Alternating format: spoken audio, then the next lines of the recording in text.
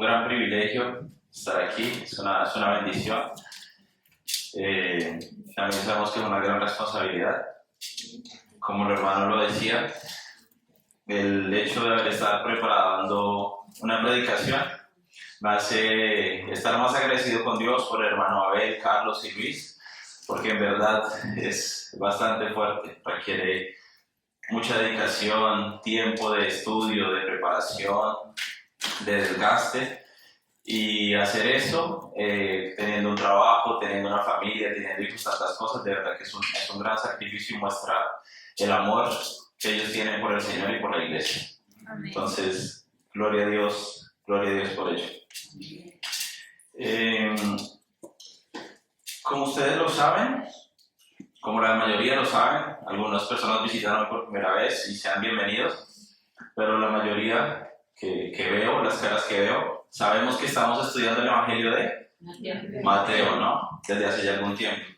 Y hoy nos corresponde estudiar Mateo, capítulo 21, los versículos 28 al 32. Entonces voy a invitar, por favor, me acompañen a Mateo, capítulo 21, del versículo 28 al 32. Vamos a estar viendo la parábola de los dos hijos.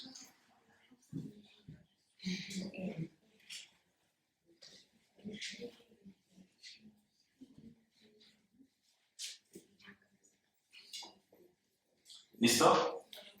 ¿Están allí? Dice así: ¿pero qué os parece? Un hombre tenía dos hijos, y acercándose el primero le dijo: Hijo, ve hoy a trabajar en mi viña. Respondiendo él dijo: No quiero. Pero después, arrepentido, fue. Versículo 30. Y acercándose al otro, le dijo de la misma manera, y respondiendo él dijo: Sí, Señor, voy. Y no fue. ¿Cuál de los dos hizo la voluntad del Padre? Dijeron ellos. El primero. Jesús les dijo: de cierto os digo que los publicanos y las rameras van delante de vosotros al reino de Dios. Porque vino a vosotros Juan en camino de justicia y no le creísteis, pero los publicanos y las rameras le creyeron. Y vosotros, viendo esto, no os arrepentisteis después para creer. Amén. Acompáñenme a hacer nuevamente una pequeña oración, hermanos tan amables. Padre Santo, una vez más delante de ti, te alabamos y te exaltamos. Y nos encomendamos a tu gracia, a tu misericordia, a tu Espíritu Santo, Señor, que nos ayude. Que me ayudes, Señor, a poder, en la gracia que tú me des, exponer tu palabra, Señor, y glorificar tu santo nombre, y que les des a mis hermanos entendimiento y sabiduría para comprender tu palabra. Que tú nos ayudes, Señor. Somos simples hombres débiles y pecadores que confiamos en tu gracia, en tu amor, en tu favor, en que tú nos ayudes y nos sostienes, Señor. Te alabamos y te agradecemos por este día, en el nombre de Jesús. Amén. Amén. Bueno, hermanos, en este momento nos encontramos en la Semana de la Pasión de Jesús, que es conocida también como la Semana Santa, ¿no? Que algunas veces se celebra. Y es conocida como la Semana de la Pasión de Jesús porque de Mateo, capítulo 21 al versículo 27, nos cuenta Mateo lo que vivió, lo que pasó, lo que enseñó Jesús esta semana. Y es conocida la Semana de la Pasión porque precisamente en esta semana vemos la pasión con la que Jesús voluntariamente va a la cruz para entregarse por los pecados de su pueblo y para salvarnos. Por eso es conocida como la Semana de la Pasión. Ahora, el hermano Luis la semana pasada nos estuvo hablando o nos enseñó acerca de la inherente autoridad de Jesús, ¿verdad? Y por medio de la predicación del hermano aprendíamos que los religiosos y los líderes religiosos y ancianos de la época vinieron a Jesús, ¿no? Es lo que vimos en la predicación pasada. Vinieron a Jesús a cuestionarlo o a preguntarle que con qué autoridad hacía estas cosas. Y el hermano Luis nos explicaba que estas cosas se referían desde la entrada triunfal de Jesús a Jerusalén, donde Jesús entró como rey y como salvador, o la gente lo recibió como rey y salvador, y que no hizo nada, él los dejó que lo recibieran como rey y salvador. Después fue adorado por los niños, ¿no? Que le alababan y decían Hosana al hijo de David, y que también los dejó alabarle, que hasta les dijo, ¿no sabéis? Entonces, allí, después de esto, también ellos le cuestionaban porque con qué autoridad él sacaba a los cambistas y a los ladrones del templo. Es decir, los religiosos vinieron a cuestionarle a Jesús por qué estaba haciendo estas cosas. Y él le respondió con otra pregunta, ¿no? Le respondió con otra pregunta en las que le decía, si ustedes me responden a mí esta pregunta, yo les voy a decir con qué autoridad estoy haciendo estas cosas. Y por medio de esta pregunta ellos le respondieron al final que no sabemos. Y es donde aprendimos que ellos fueron humillados al final y que fueron, como dijo el hermano, y fueron por lana y salieron trasquilados. Quiero que me acompañen rápidamente al Salmo 138.6. Salmo 138.6.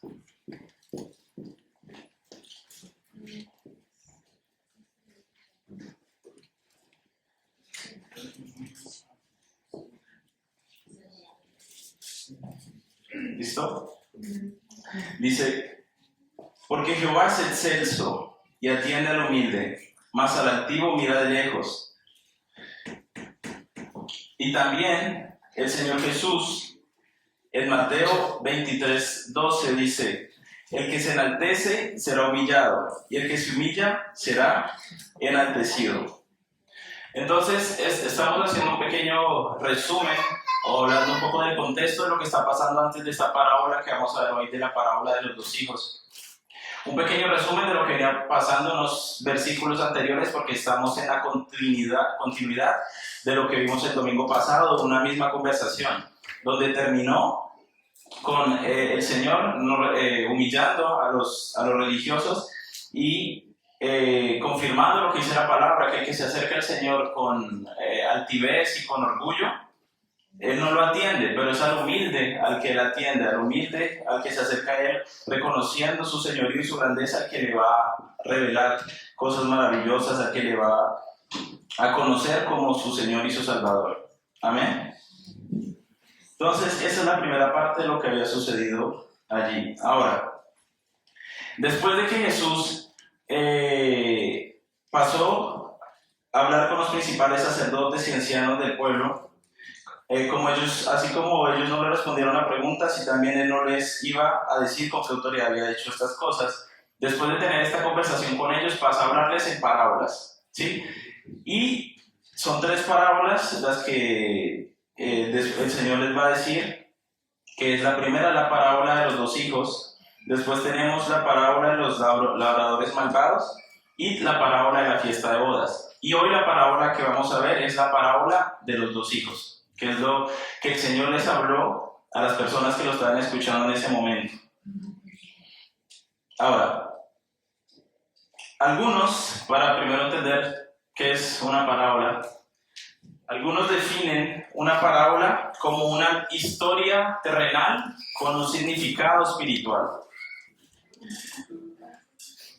Una parábola se puede definir como una historia terrenal con un significado celestial. Es como un tipo de analogía por medio del cual el Señor comunica una verdad espiritual, pero no de una manera directa, sino de una manera indirecta. Entonces, lo que el Señor lograba por medio de las parábolas es que aquellos que venían a Él con humildad, acercándose con una necesidad de Él, iban a comprender o a entender cuando les hablaba enseñaba las parábolas, y aquellos que venían a Él con orgullo, con arrogancia, con altivez, quedaban más perdidos con las parábolas, muchas veces no entendían nada. Aún sus propios discípulos en algún momento no entendieron las parábolas y Jesús fueron aparte y le preguntaron a Él que les explicara las parábolas. Entonces, esto es una parábola, una manera en la que el Señor va a contar una historia que tiene un sentido o una realidad espiritual que hay que comprender. Y es lo que nosotros vamos a ver hoy. ¿Qué es lo que el Señor quiere decirle a estas personas y después igualmente a nosotros por medio de esta parábola de los dos hijos? Amén. Entonces, el propósito de la parábola de los dos hijos era, o es principalmente, que el Señor a los sacerdotes y ancianos y a los religiosos de esa época quería mostrarles que ellos no estaban haciendo la voluntad de Dios y que por esta razón estaban bajo condenación, estaban lejos de Dios. Tenían una apariencia de religiosos y que estaban cerca de Dios, pero estaban lejos de Dios, sin hacer su voluntad y bajo condenación. Porque todos sabemos cómo respondieron estos religiosos y fariseos a las enseñanzas de Jesús o qué pasó al final. Ellos crucificaron al Señor, desecharon la piedra angular. Porque siempre frente a la predicación del Evangelio o cuando las personas escuchan acerca de Cristo, siempre hay dos tipos de respuestas. Hay unos que creen que son quebrantados, que son humillados y que reconocen el señorío de Cristo y que reconocen y se arrepienten. O hay otros, como los religiosos y los fariseos de esa época, que se enorgullecen aún más y se rebelan como perros salvajes contra Dios y terminaron crucificando al Hijo de Dios. Entonces siempre hay dos tipos de respuesta frente a la predicación de la palabra. Cuando las personas escuchan de la palabra de Dios, hay unos que son quebrantados y hay otros que son endurecidos. Es lo que siempre ha sucedido hasta el día de hoy. Esto, hermanos, es una pequeña introducción acerca de poder entender esta conversación, esto que viene pasando entre las enseñanzas de Jesús y lo que sucedía con los religiosos, con los fariseos de aquella época. Entonces, el primer punto que vamos a ver hoy, bueno, de ya el título que nos trae allí, de la predicación es el arrepentimiento, nuestra única esperanza. El arrepentimiento, nuestra única esperanza. El primer punto de este mensaje es: no hay nadie bueno, todos somos pecadores. Quiero que me acompañen nuevamente a leer el versículo 28 al 30 de Mateo 21.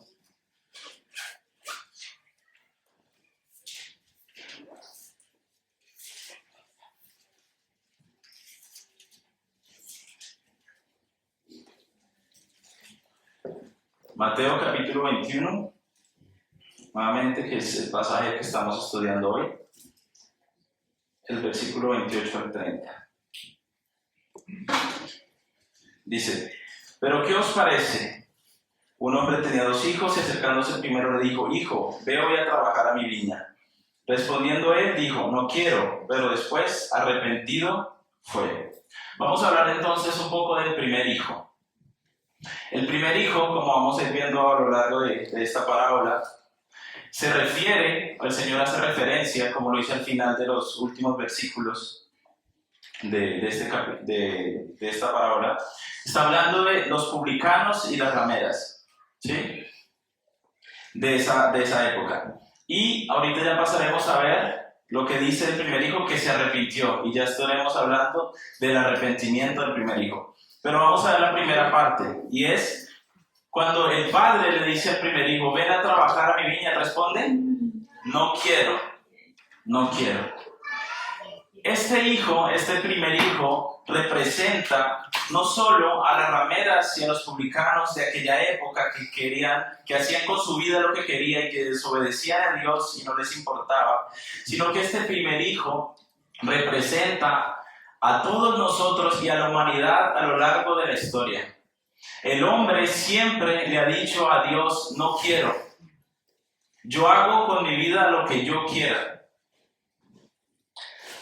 Esa es la historia de la humanidad, la podríamos resumir en el hombre diciéndole a Dios: no quiero, huyendo de Dios, y Dios en su misericordia atrayéndolo hacia Él. Después de que los primeros hombres, Adán y Eva, le dijeron a Dios: no quiero, el resto de la humanidad no ha parado de decirle a Dios: no quiero. Y esto nos lleva a estudiar un poco hoy acerca de un término, en teología que es conocido como la depravación total o la corrupción radical. Y por medio de la corrupción radical vamos a poder entender por qué el hombre no quiere nada acerca de Dios, por qué el hombre siempre rechaza a Dios, por qué el hombre siempre está alejándose de Dios en lugar de buscarlo. Quiero que me acompañe rápidamente a Romanos capítulo 3, versículo 10.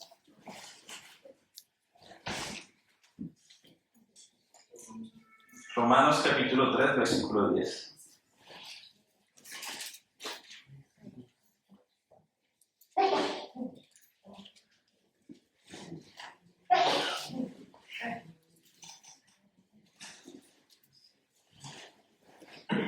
¿Listo? Romanos capítulo 3, versículo 10. Aquí el apóstol Pablo escribió lo siguiente. ¿Están ahí? No hay justo ni aun uno, no hay quien entienda, no hay quien busque a Dios. Todos se desviaron, a una se hicieron inútiles, no hay quien haga lo bueno, no hay ni siquiera uno. Vamos a dejar allí. Entonces aquí el apóstol Pablo está hablando precisamente de lo que yo vengo a decir, o está confirmando esta parábola donde el hijo dice, no quiero, el hombre no quiere nada acerca de Dios, no hay quien busque a Dios. No hay quien desee a Dios, no hay quien quiera hacer la voluntad de Dios. Estamos hablando del hombre normal, el hombre natural, el hombre que no ha pasado por un nuevo nacimiento o por el arrepentimiento, el hombre que jamás aún tal vez ha escuchado el Evangelio, es un hombre que va a rechazar a Dios.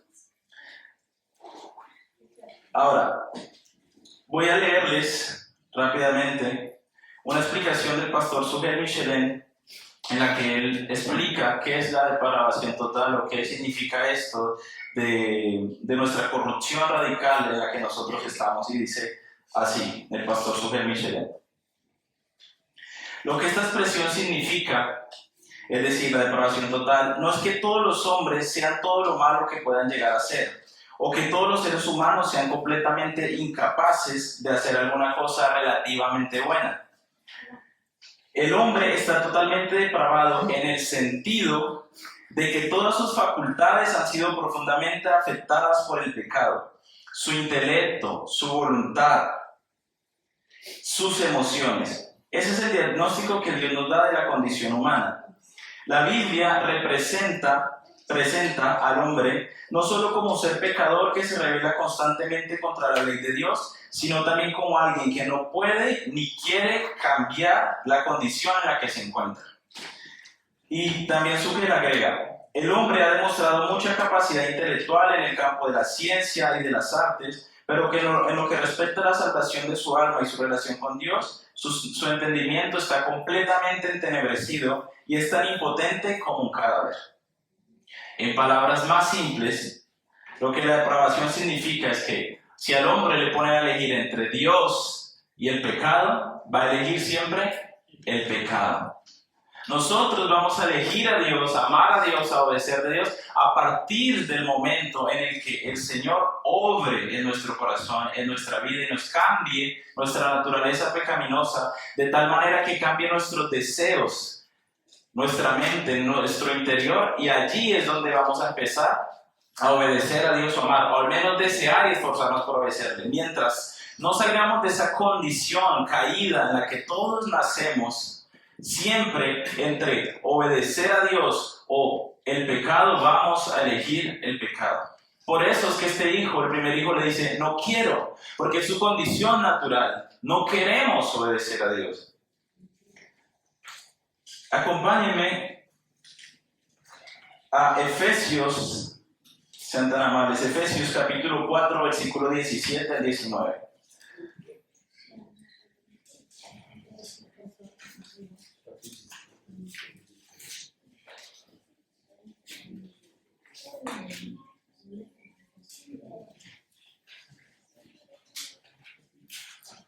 Efesios capítulo 4, versículo 17 al 19.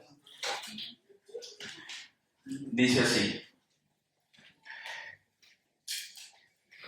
esto pues digo y requiero en el Señor, que ya no andéis como los otros gentiles, que andan en la vanidad de su mente, teniendo un entendimiento entenebrecido, ajenos de la vida de Dios por la ignorancia que en ellos hay, por la dureza de su corazón, los cuales después que perdieron toda sensibilidad, se entregaron a la lascivia para cometer con avidez toda clase de impureza. Es un pasaje que nos confirma nuevamente que el hombre natural, el hombre que no ha tenido un encuentro con Cristo, su naturaleza pecaminosa siempre lo vaya a pecar, a hacer lo malo delante de sus ojos de Dios. Y no solo eso, sino que lo disfruta, lo ve como algo correcto, positivo y se encuentra bien en ese estado sin darse cuenta de la condición en la que está. Ahora, vamos a ver acerca del segundo hijo. El primer hijo dijo, no quiero, para que estén conmigo. El primer hijo dijo, no quiero, y representa a los publicanos y rameras en el tiempo de Jesús, que eran aquellos que desobedecían a Dios, que eran aquellos que no les importaba la ley, que estaban haciendo lo que querían con sus vidas. No eran como los religiosos que al menos de una manera hipócrita o falsa trataban de agradar a Dios, sino que ellos estaban entregados en su pecado. Ese es el primer hijo, el que dice, no quiero. Y que ese hijo ha sido la humanidad por siempre. Todos nosotros, hasta que el Señor llegó a nuestra vida a salvarnos, decíamos, no quiero. ¿Vale? Ese es el primer hijo. Ahora vamos a ver el segundo hijo y a quiénes representa. ¿Quiénes podemos ver en el segundo hijo? ¿Vale? Dice, y respondí el versículo donde estábamos en Mateo capítulo 21, en el capítulo 21 de Mateo donde estábamos, dice, y respondiendo él dijo, sí Señor, voy, y no fue. El segundo hijo, ¿no? Es Mateo 21, 30, ¿vale? El segundo hijo dijo, sí Señor, voy, y no fue. El segundo hijo respondió lo correcto, lo hizo con respeto. El otro ni siquiera dijo, no Señor, no voy. Este dijo, sí Señor, sí voy, pero no fue. No hizo lo que dijo que haría. En Mateo capítulo 7, versículo 21 al 23, dijo el Señor lo siguiente. No todo el que me dice, Señor, Señor, entrará en el reino de los cielos, sino el que hace la voluntad de mi Padre que está en los cielos. Muchos me dirán en aquel día, Señor, Señor, ¿no profetizamos en tu nombre y en tu nombre echamos fuera demonios y en tu nombre hicimos muchos milagros? Y entonces les declararé, nunca os conocí, apartados de mí, hacedores de maldad. Dice Mateo capítulo 7, versículo 21 al 23. Refiriéndose al Señor, que no todos aquellos que le llamen Señor, Señor, entrarán al reino de los cielos, sino el que hace la voluntad de mi Padre Celestial, dice el Señor Jesús. Ahora, ¿a quiénes representan estos hombres? Esta parábola vamos a ver que más adelante que el Señor se estaba refiriendo precisamente a los líderes religiosos, a los fariseos, a los hipócritas de aquella época, pero también por medio de este segundo hijo podemos ver muchos asistentes de la iglesia. Muchos asistentes de la iglesia. ¿Por qué? Porque las personas que van a la iglesia, no el primer hijo, no los que dicen no quiero nada de Dios, las personas que van a la iglesia, muchos admiten que la palabra de Dios es verdad. Y puedes saludar, decir, hermano, Dios te bendiga. Y puedes reconocer que la palabra de Dios es verdad. Y tienen la intención en algún momento, es decir, en algún momento voy a hacer la voluntad de Dios, en algún momento yo voy a tomar la palabra de Dios en serio. Hablan de hacer la obra del Padre, de servir a Dios. Mantienen la apariencia externa de religión, pero sus corazones están lejos de Dios. Van a la iglesia, pero piensan que las promesas de Dios y el sacrificio de Cristo no es suficiente. Es decir, creen que, gloria a Dios que Cristo murió por mi pecado, pero igualmente cuando le preguntas, ¿qué se necesita para ser salvo? Hay que ser buena persona. No va el hecho de ganar la salvación por mis propias fuerzas y al mismo tiempo creer de que Cristo es el único que me salve, el único que yo tengo salvación. Entonces, los religiosos reconocen que hay un Dios, que existe un Dios y dependen de Él, pero al mismo tiempo creen que para entrar al cielo ellos necesitan hacer ciertas cosas para poder ganar la salvación, que tiene que haber ciertos méritos del hombre.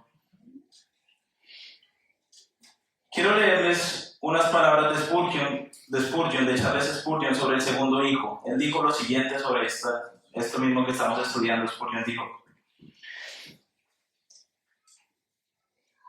el segundo hijo dijo, yo iré, Señor, pero no fue. Y estas personas, refiriéndose a las personas de la iglesia, que son como el segundo hijo, estas personas hablan de arrepentirse, pero nunca se arrepienten. Hablan de creer, pero nunca creen.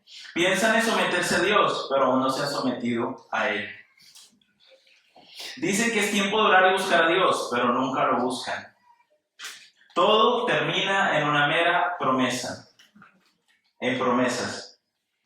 Así que esto nos lleva a nuestro segundo punto, después de ver los dos tipos de hijos y a quienes representan. ¿Cuál es nuestra única esperanza?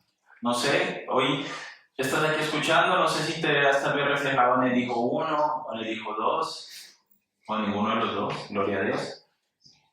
Pero esto nos lleva al segundo punto. El arrepentimiento es nuestra única esperanza. Sé que estamos viviendo como aquellos que no quieren nada acerca de Dios y que están hoy de milagro aquí, o como aquellos que tal vez sí vienen a la iglesia pero nunca obedecen a Dios, nunca buscan verdaderamente a Dios, nunca se comprometen, nunca avanzan, y necesitas arrepentirte de eso y verdaderamente comprometerte con el Señor.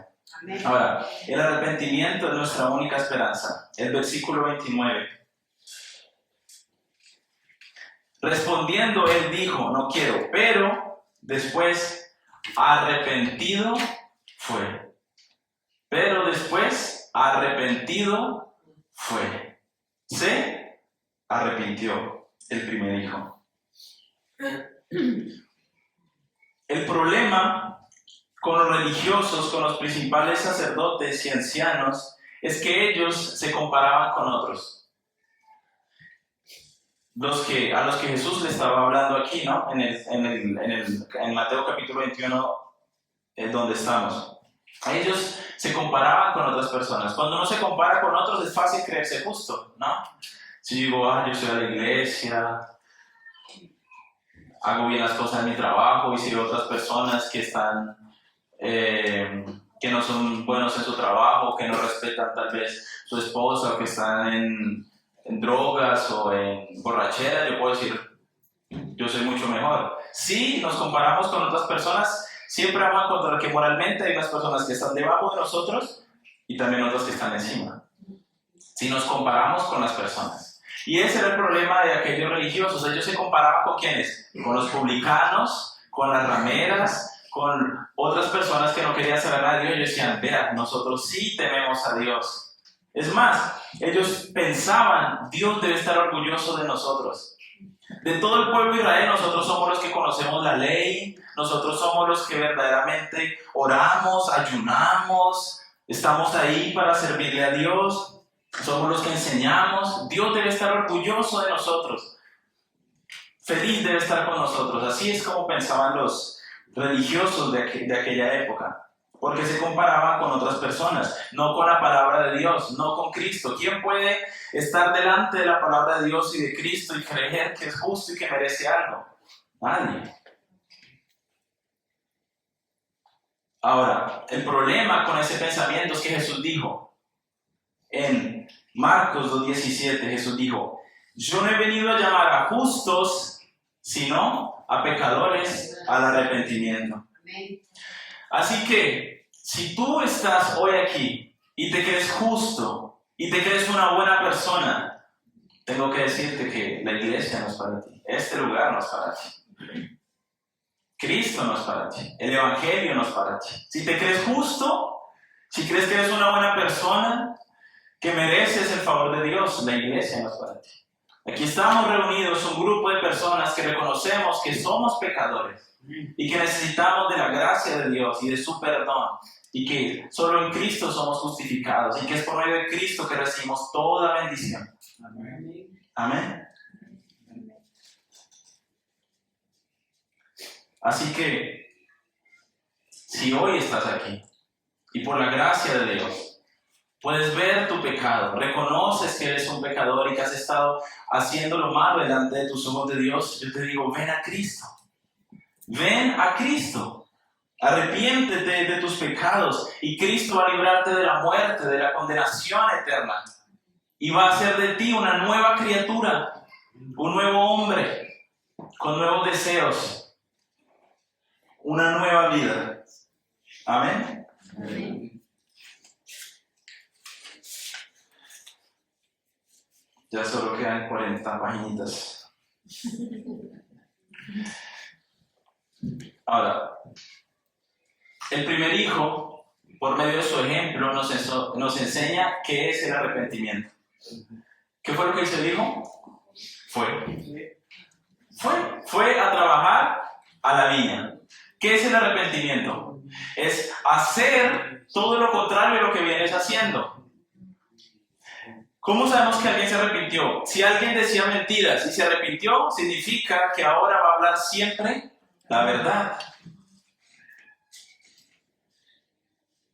¿Cómo sabemos que un ladrón se arrepintió? Porque deja de robar y ahora trabaja y gana su pan honradamente y antes ayuda a los otros, dice la palabra.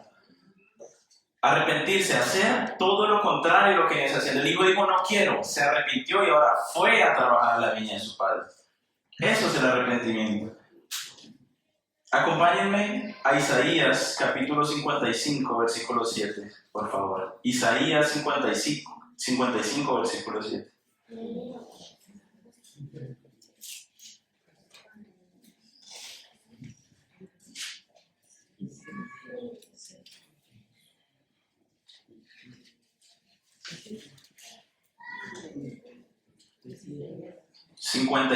Versículo 7.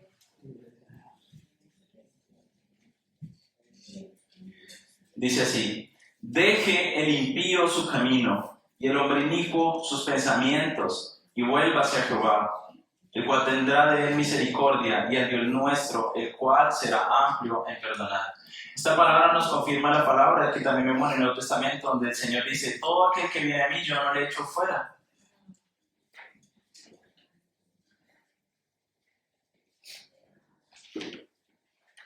Entonces, el primer paso para el arrepentimiento es cuando Dios en su gracia, por la obra del Espíritu Santo, te permite ver como aquel hijo que estaba haciendo las cosas mal. Es cuando el Señor obra en nosotros y decimos: wow, estoy pecando contra Dios, estoy haciendo lo malo delante de los ojos de Dios.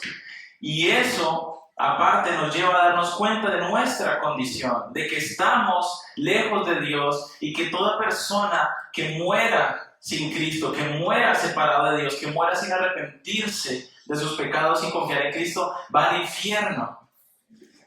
Entonces, cuando ves estas cosas, ves tu condición, que estás cegado, que estás perdido, que estás pecando contra Dios, es allí donde vas a venir a Cristo y vas a decir: Señor, perdóname, sálvame de mi maldad, sálvame de lo que soy, haz de mí una nueva criatura.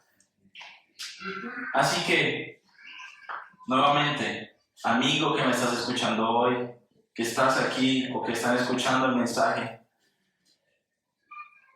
que has vivido tal vez toda tu vida huyendo de Dios, no huyas más.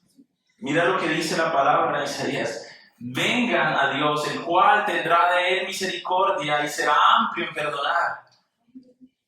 Hoy es el día para que nos arrepentamos y confiemos en Cristo y nuestra vida sea transformada. Amén. Amén.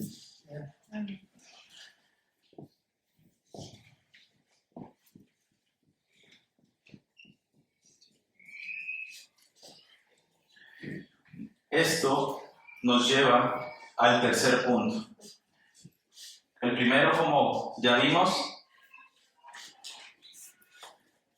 es: no hay nadie bueno, todos somos pecadores.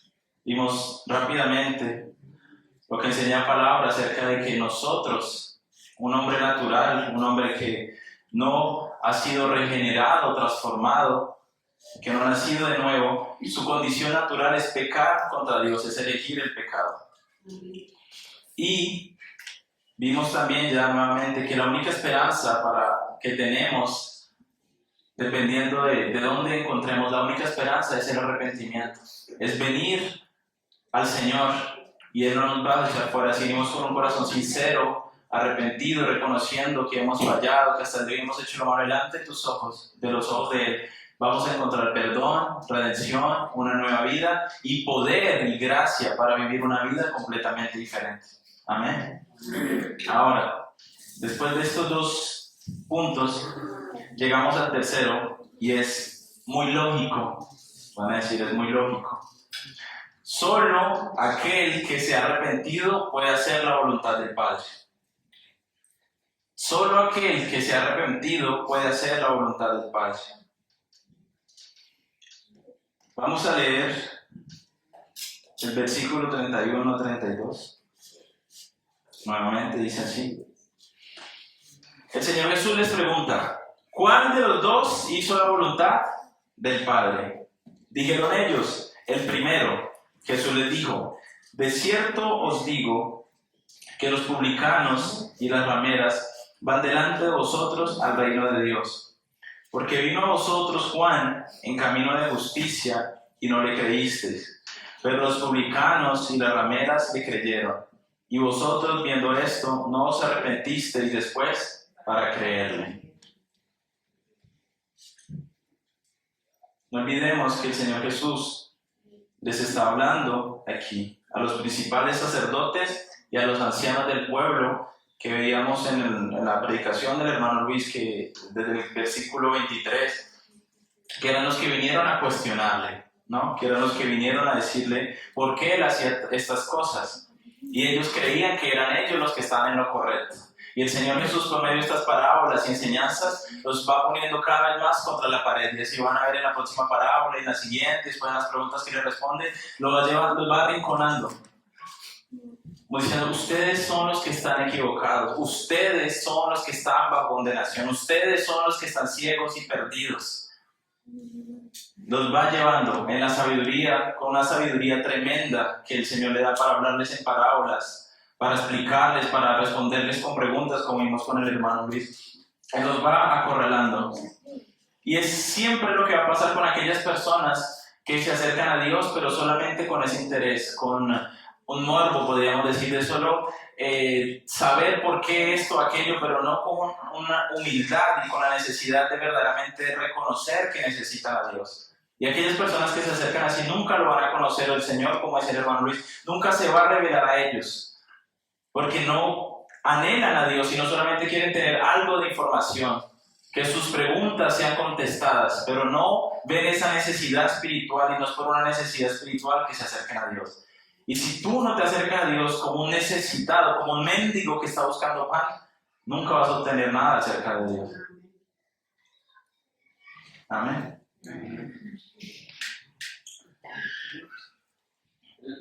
Entonces, el hermano Luis nos explicaba en su predicación que cuando Jesús le preguntó a los principales sacerdotes y ancianos de dónde era el bautismo, si el bautismo de Juan, si del cielo o de los hombres, o sea, si Juan era un profeta de Dios o no, ellos respondieron, no sabemos. No, dijeron, no sabemos. ¿Por qué? Como decía el hermano, si ellos reconocían que era del cielo, que Juan era profeta de Dios y que el bautismo de él era del cielo, tendrían que reconocer también que Jesús era el Mesías, que Jesús era el Salvador. ¿Por qué? Porque Juan el Bautista testificó de Jesús. ¿Qué dijo Juan el Bautista de Jesús? He aquí el Cordero de Dios que quita el pecado del mundo. Yo no soy digno de desatar la correa de su calzado. Se dijo, yo no soy nadie, Él es el Mesías, Él es el Salvador. Yo solo estoy preparando el camino para lo que Él va a hacer. Es necesario que yo mengue y que Él crezca. Él es el que ustedes deben ver. En Él vendrá y los bautizará con fuego. Entonces, nuevamente, porque como les digo, no es lo que yo estoy diciendo hoy, viene con lo que el hermano enseñó el domingo pasado, y es cómo el Señor lleva a contra la pared a estos religiosos y a estos fariseos para que no tengan excusa. Entonces, lo que vemos es que los religiosos, los líderes religiosos, los principales líderes religiosos, no creían por falta de pruebas, sino por falta de fe, por un corazón duro, por orgullo y no porque les faltara pruebas. Entonces, lo que en estos versículos 31 y 32 le está diciendo el Señor Jesús: de cierto os digo que los publicanos y las rameras van delante de vosotros al reino de Dios. Lo que Jesús le está diciendo, en otras palabras, es: ustedes son el segundo hijo. Adelante les había hecho una pregunta. Les cuento una historia y ellos responden: sí, nosotros sabemos, claro, que hacer la voluntad de Dios es el primero, no el segundo. Y él dice: sí, pues ustedes son el segundo hijo. Es lo que les está diciendo. Ustedes son el segundo hijo que dicen: sí, Señor, gloria a Dios, pero no van. No hacen la voluntad de mi Padre. Es lo que el Señor les está diciendo con estas palabras. Porque les dicen: los publicanos y las rameras creyeron a Juan, se arrepintieron y creyeron. Y ustedes ven esto y no se arrepienten. No hacen la voluntad de Dios, no creen en Cristo, no confían en que yo soy el Salvador. No hacen la voluntad de Dios. Ustedes son el segundo hijo, les está diciendo en otras palabras el Señor Jesús a estos líderes. ¿Por qué aquí ellos ya no tienen más excusa? Quiero leerles unas palabras de Leonard Ravenhill, un predicador de algunos años. Digo lo siguiente acerca precisamente de esto. El milagro más grande que Dios puede hacer es tomar a un hombre impuro de un mundo profano y hacerlo santo. Y luego colocarlo de nuevo en este mundo profano y preservarlo santo. Paul Washer también dijo lo siguiente: que hay más poder de Dios en la regeneración que en la creación. Porque en la creación Dios hizo las cosas a partir de nada. No había nada y Dios, hágase los cielos, hágase la tierra, creó. Creó las cosas a partir de nada. No había nada, Él creó. Pero en la regeneración, Dios toma a hombres que están en pecado, que son corrompidos, contaminados, como llamamos acerca de la depravación total. Ese es el hombre, un hombre corrompido. Nuestro corazón está corrompido, nuestra mente, nuestro intelecto, emociones. Y Dios toma a un hombre así y lo limpia, lo purifica, lo cambia, hace una nueva criatura. Por eso Paul Washer dice que hay más poder de Dios en esto que en la misma creación, porque es como usted tomar una hoja de estas y arrugarlas y volverla a poner como estaba, es casi imposible. Pero para el Señor, Él puede tomar un hombre, una persona así completamente perdida en sus delitos y pecados y transformarla en un hombre diferente, que todos dicen: wow, ¿qué le pasó a este hombre que era un ladrón o esto o aquello? Es una nueva criatura. Entonces, básicamente, lo que el Señor Jesús le está diciendo en estos versículos a los principales sacerdotes, ancianos y religiosos es: ustedes están viendo un milagro enorme. Los publicanos, las rameras, los que ustedes condenan, los que ustedes dicen que no son nada, que ya están condenados, que ya no hay esperanza para ellos. Ellos, los publicanos, las rameras, los publicanos eran aquellos que trabajaban para Roma, cobrando impuestos, y eran considerados por los judíos como traidores, que se habían vendido a Roma, que era el pueblo que tenía en esclavitud, digamos, a Israel. Entonces los veían como unos traidores que estaban lejos de Dios, y a las rameras que vendían sus cuerpos, las veían como mujeres sin esperanza, condenados estaban ellos según los religiosos, lejos de Dios. Y el Señor Jesús le dice: ellos, a los que ustedes condenan, ellos creyeron, ellos se arrepintieron, ellos hoy viven vidas completamente diferentes, ellos hoy obedecen a Dios, han creído en Cristo. Ustedes, que se creen justos y merecedores del favor de Dios, ustedes son los que están bajo condenación, ustedes son los que están perdidos. Ellos condenaban a otros porque se veían, ¿no?, moralmente mejores que otras personas, que los publicanos y las rameras. Pero en realidad ellos eran los que estaban perdidos, viéndose justos a ellos mismos. Entonces el Señor le dice, ustedes están viendo este milagro, los publicanos, las rameras, que era como lo peor de la sociedad, se habían arrepentido y creído. Y los líderes, principales líderes, ven esto, ven el poder de Dios y no creen. Y no creen. Pensemos en nosotros. ¿Cuántas veces hemos visto el poder de Dios? El obrar de Dios, tal vez en tu misma esposa. Dios ha transformado su corazón, su vida, una mujer hoy piadosa, sabia, respetuosa, que antes tal vez no era así. Y ven el poder de Dios transformando una vida, pero no te arrepientes. No te arrepientes y no confías en el Señor, aun cuando vemos su gracia, su misericordia y su poder obrando en otros hermanos en medio nuestro. Y la pregunta sería, ¿por qué sigues en la misma condición? Ahora, Jesús les pregunta, ¿cuál de los dos hizo la voluntad del Padre? El punto de esta parábola es claro.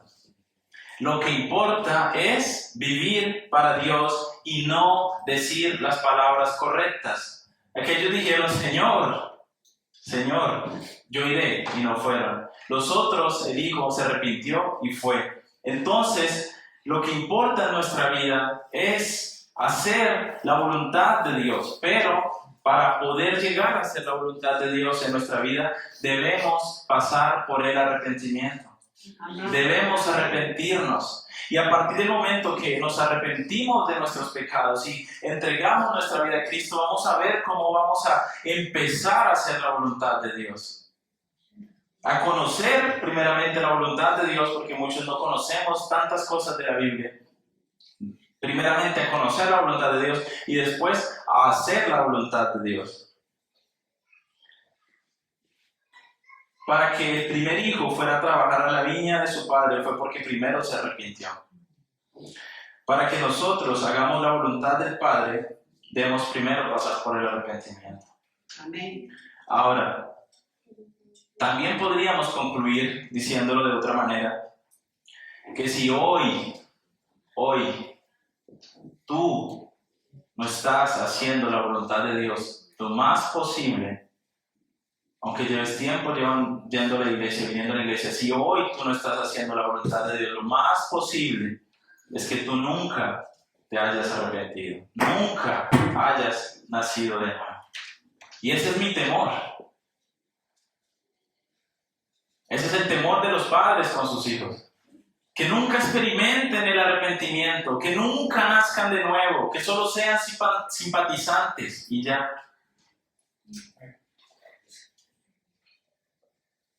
Porque si hoy yo hablo contigo y me dices que tú en algún momento te arrepentiste y te quebrantaste y lloraste amargamente por tu pecado delante de Dios, pero sigues sin hacer la voluntad del Padre, sigues sin hacer la voluntad de Dios, ¿qué podemos decir? Eres un mentiroso. Porque si hubieras arrepentido de tus pecados, estarías haciendo la voluntad de Dios. El Hijo arrepentido fue. Si nos hemos arrepentido de nuestros pecados, la marca, el fruto de ese arrepentimiento es que hacer la voluntad de Dios es lo más importante en nuestra vida, es lo fundamental de nuestra vida. Esa es la marca de aquellos que se han arrepentido y que han confiado en Cristo. Así que, nuevamente, hermanos, amigos que están hoy aquí, si no has pasado por el arrepentimiento, si no has confesado delante de Dios tus pecados, si vives una vida lejos de Dios y todo el tiempo dices, no quiero, o me da igual si a Dios le agrada, si te dicen, eso no le agrada a Dios, me da igual, lo hago. Esa no es la voluntad de Dios y aún así lo sigues haciendo. Si hay cosas en las que ya has escuchado y conoces que no es la voluntad de Dios y lo sigues haciendo sigues perseverando en tu pecado, necesitas arrepentirte. Arrepiéntete hoy, puede ser el último día. Arrepiéntete hoy y confía en Cristo y dile: Señor, veo que para mí es imposible hacer tu voluntad, pero yo reconozco que soy pecador y me entrego a ti y te ruego que me ayudes a hacer tu voluntad, a hacer lo recto delante de tus ojos, a agradarte. Como aquel hijo lo hizo, como aquellos publicanos y rameras y aquellos que se han arrepentido y han confiado en el Señor hasta el día de hoy. Amén. Amén. Acompáñenme a orar, hermanos.